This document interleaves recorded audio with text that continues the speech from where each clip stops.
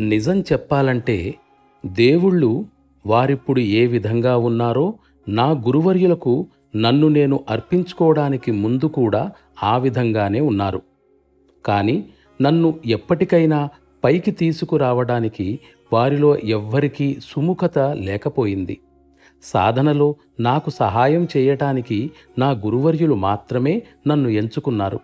నేనిప్పుడు ఎవరికి రుణపడి ఉండాలి? దేవుళ్ళకా లేక నా సమర్థ గురువర్యునికా? వాస్తవానికి దేవుళ్ళు ప్రకృతి కార్యనిర్వహణ కోసం నియోగించబడిన వివిధ శక్తులు మాత్రమే. కాబట్టి ఆ విషయంలో వారు ఒక యంత్రంలోని వేర్వేరు భాగాల వంటి వారు.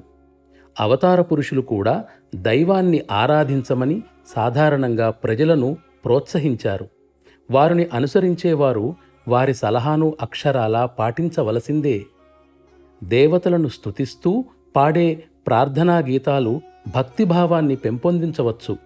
ఆ విధంగా అవి కొంతవరకు ఉపయోగపడతాయి. కానీ నీ అసలు సమస్య పరిష్కారానికి అవి నీకెన్నడూ సహాయపడవు. అందువల్ల నీ తీరిక సమయాలలో భగవంతుని సర్వవ్యాపిత్వముపై నీ ఆలోచనను నిలిపి, నీకు సమయమున్నంత వరకు ఆ ఆలోచనలోనే ఉండటానికి ప్రయత్నించాలి. ఇది నిరంతర స్మరణగానూ ఉంటుంది, కాలక్షేపంగానూ ఉంటుంది. ఈ రెండు ప్రయోజనాలను నెరవేరుస్తుంది.